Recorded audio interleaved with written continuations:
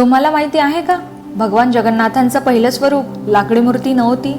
खरंच भगवानांचं पहिलं रूप होतं एक तेजस्वी दिव्य निळ्या रंगाचा दगड, ज्याला नील माधव म्हटलं जात होतं. मालव्याचे राजा इंद्रद्युम्न यांना समजलं की ओडिशाच्या दाट जंगलांमध्ये भगवान विष्णू स्वतः नील माधवाच्या रूपात पूजले जातात.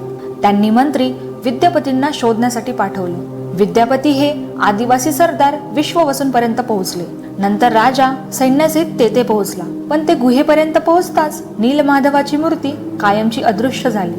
आपला भक्त विश्ववसूंसोबत झालेल्या फसवणुकीमुळे आणि राजाच्या अहंकारामुळे भगवान अप्रसन्न झाले.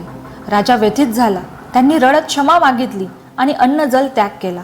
तेव्हाच आकाशवाणी झाली, मी आता त्या दगडाच्या रूपात मिळणार नाही. मी समुद्रकिनारी एका दिव्य लाकडाच्या रूपात प्रकट होईल. काही काळानंतर पुरीच्या समुद्रकिनारी एक विशाल अद्भुत लाकडाचा ओंडका आढळला. राजाने त्वरित आदेश दिला की याच पवित्र लाकडांपासून मूर्ती घडवावी. पण जसे कारागीर छिन्नी हातोडा चालवत त्यांची साधना तुटून पडत, तेव्हा एक वृद्ध शिल्पकार आला. तोच म्हणजे स्वयं विश्वकर्मा. त्यांनी अट ठेवली, 21 दिवस दार उघडायचं नाही. 15 दिवसांपर्यंत आतून छिन्नीचा आवाज येत राहिला. पण अचानक सगळं काही शांत झालं. राणी चिंताग्रस्त झाल्या. घाईघाईत त्यांनी दार उघडायला सांगितलं. दार उघडलं. शिल्पकार गायब होते आणि तेथेच भगवान जगन्नाथ, बलभद्र आणि सुभद्रा यांच्या अधुऱ्या मूर्ती विराजमान होत्या. राजा दुःखी झाला, पण भगवानांनी संकेत दिला, मी याच अधुऱ्या रूपात भक्तांना दर्शन देईन. म्हणूनच आज आपण त्या अधुऱ्या पण सर्वात प्रेमळ रूपाची पूजा करतो.